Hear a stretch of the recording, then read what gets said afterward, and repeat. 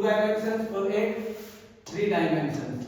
तो एक होता है 2D और एक कहते हैं 3D। तो 2 डायमेंशंस वो होते हैं जिनमें एक वर्टेक्स के ऊपर दो साइड आपस में आकर मिलेंगी, तो वो 2 डायमेंशंस हो जाएंगे। और जिसमें 3 आकर मिलेंगी वो 3 डायमेंशन। जैसे इसमें एक होती है लेंथ, एक होती है ब्रेड्थ और एक होती है हाइट। और इसमें सिर्फ दो ही चीजें होती है, एक होती है लेंथ और एक होती है ब्रेड्थ। ठीक है, तो 2 डायमेंशंस और 3 डायमेंशंस। तो जो 2 डायमेंशंस होते हैं उनमें हमेशा निकाला जाता है क्या, perimeter and area.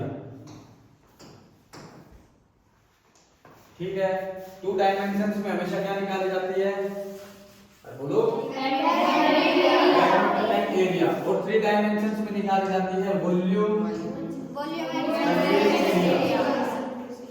Volume and surface area, ये निकाले जाते हैं। ठीक है, अब पेरीमीटर तो क्या होता है, किसी भी कोई भी फिगर आपको क्लोज फिगर दे रखा है उसकी सभी बाउंड्रीज का सम क्या कहलाता है, perimeter. Sum of all the sides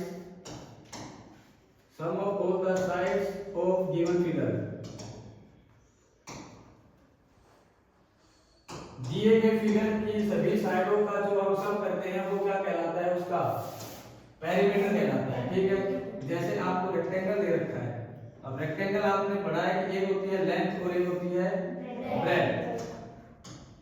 तो हमें इसका एरिया पेरीमीटर निकालना है। अब रेक्टेंगल की एक खास बात होती है कि उसकी दोनों आमने सामने की साइड में क्या होती है, आपस में इक्वल। तो ये पेरीमीटर जब हम निकालेंगे तो हमने कहा सम ऑफ ऑल साइड, तो क्या हो जाएगा l plus b plus l plus b। अब l प्लस l बोलो 2l and breadth plus breadth 2b। अब इन दोनों में से क्या कॉमन आ जाएगा, 2 बाहर निकाल देंगे तो यहां से बच गया 2 into l प्लस b। और यही क्या होता है रेक्टेंगल का पेरीमीटर। तो ये आप डायरेक्ट फॉर्मूले से भी कर सकते हो, या आपको फिगर बना के देगा उसके सभी साइड्स को क्या कर देंगे, जोड़ देंगे, सब कर देंगे बाउंड्रीज को।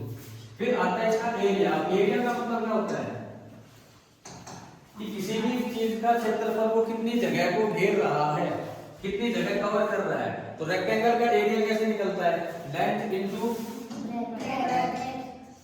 भाई जो उसकी लंबाई और चौड़ाई है वो दोनों को आपस में मल्टीप्लाई कर देंगे तो वो रेक्टेंगल का क्या आ जाएगा, एरिया आ जाएगा। ठीक है, अब ऐसे स्क्वायर आता है। अब स्क्वायर क्या होता है, जिसकी सभी साइडें आपस में इक्वल होती है। मान लेते हैं किसी की साइड अगर s है, ये साइड भी s, ये साइड भी s और ये साइड भी इसकी s। सही है, अब इसका पेरीमीटर अगर हम निकालेंगे तो इसका पेरीमीटर कितना आएगा, s plus s plus s plus s। अब ये लाइक टर्म्स है, सभी आपस में जुड़ रही है।